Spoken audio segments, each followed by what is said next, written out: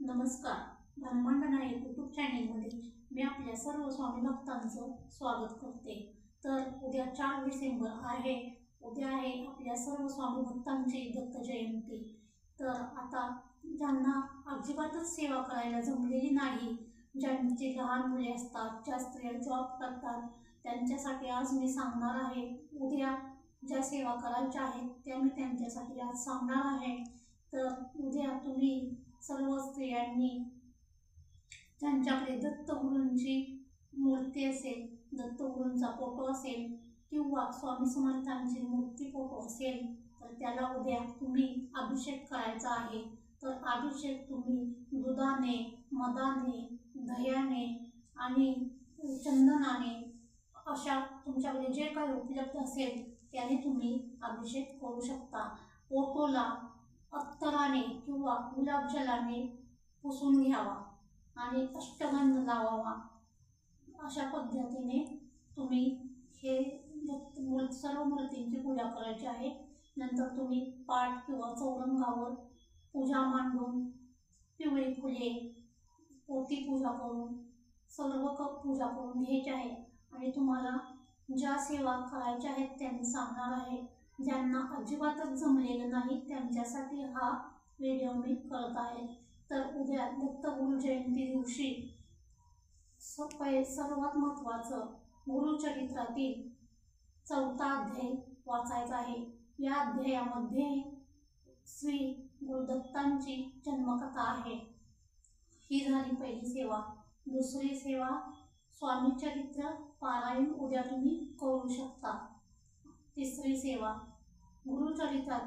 गुरुचरित्रातील 14वा आणि 18वा अध्याय ही पण सेवा तुम्ही करू शकता.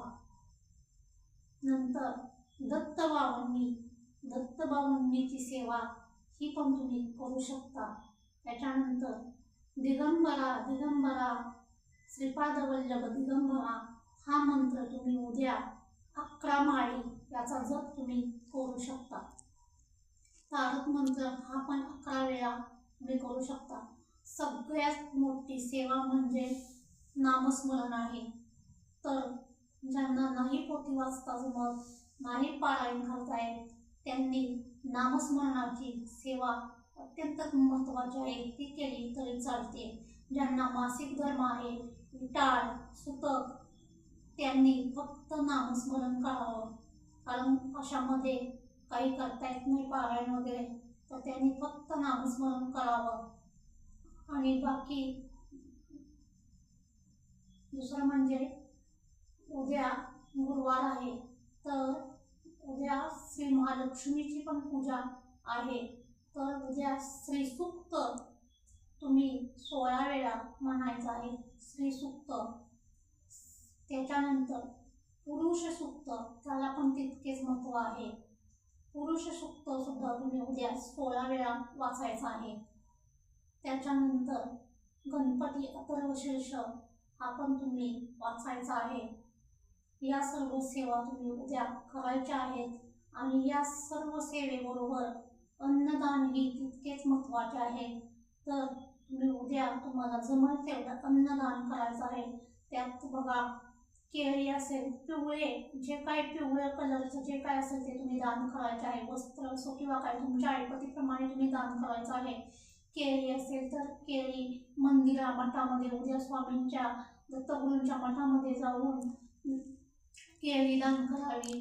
पिवळी मिठाई दान करावी. पिवळं काही जे काय असेल ते तुम्हाला जे शक्य आहे ते तुम्ही दान करू शकता.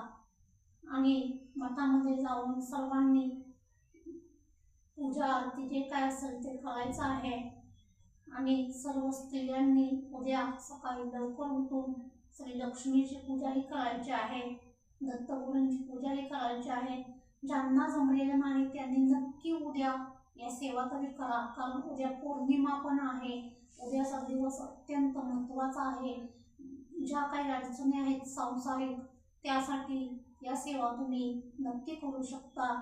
आजची माझी माहिती कशी वाटली मला कमेंट बॉक्समध्ये कमेंट करून नक्की सांगा. आणि आपल्या ब्रह्मांड नायक यूट्यूब चॅनेलला सबस्क्राईब करा. श्री स्वामी समर्थ, जय जय स्वामी समर्थ, श्री स्वामी समर्थ, जय जय स्वामी समर्थ, अवधूत चिंतन श्री गुरुदेव दत्त, श्री स्वामी समर्थ महाराज की जय।